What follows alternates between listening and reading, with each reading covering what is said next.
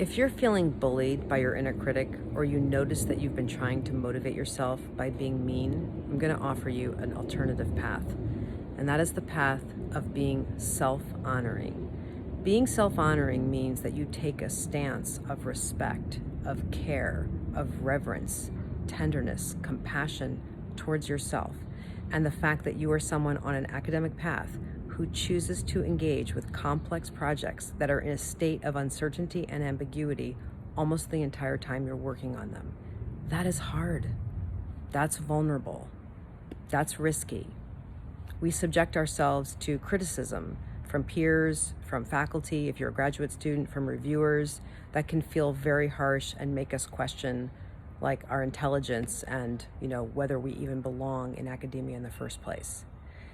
This is an arduous journey that we're on, and we need to show up for ourselves. So when you orient yourself to being kind and compassionate in this way, to honoring yourself, away from using self-criticism as a way to motivate yourself, you start to power yourself in a different way, to be able to engage in the work in a way that works for you, right? Where you are dropping your eyes inside and scanning and noticing what's going on with you.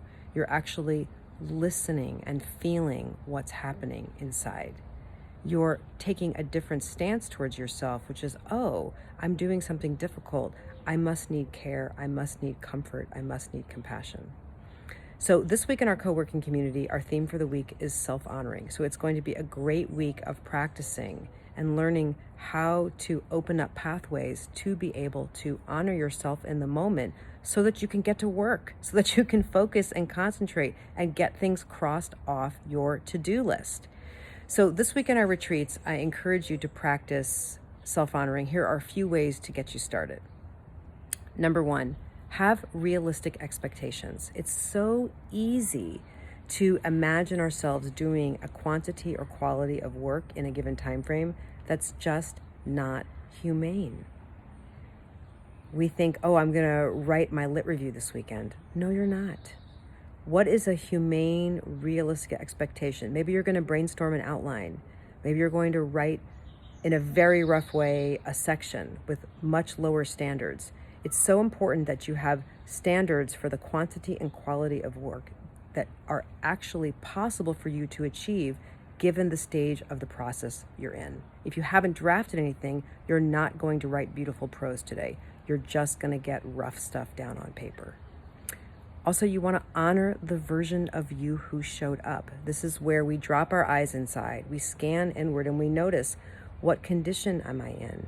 What's the internal weather pattern? How do I find myself in this moment? Am I in the condition where I'm actually going to be able to do what I said I was going to do? So if you're not in a great state, if you're irritable, you're distracted, you're feeling really pressured and overwhelmed, and you're too rattled to work effectively, well, then honor that. See if you can do something to soothe yourself, support yourself, make some kind of shift internally or externally that will help you get into a better space to actually work. There's no point jumping into working when you're not actually in a state to work. And then you also can adjust what the task is. Perhaps the version of you that showed up is not capable of writing a paragraph right now.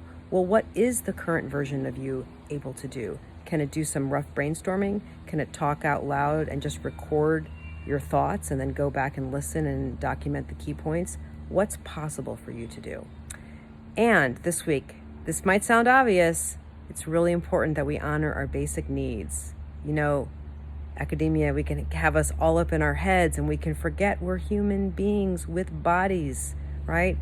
That have real legitimate needs for air, for water, right? For rest and food and contact with people and safety, right? There are things your system legitimately needs. And I know I've been around a lot of academics for a long time who deny their needs for water, won't let themselves get up to go to the bathroom. When you honor the reality of you have legitimate human needs, you're going to support yourself to be able to better work effectively and be able to concentrate because you're taking care of the being who has to actually perform and do all that work. All right. I am looking forward to practicing self-honoring with all of you. I hope if you have not experienced what our co-working community has to offer, you will come and try a free week. Even if that's all you ever do, I hope you'll find you learn some wisdom that really helps you on whatever your academic journey is. So go to our bio and we have a link to our website and you can sign up for a free week. All right, everybody, see you on Zoom.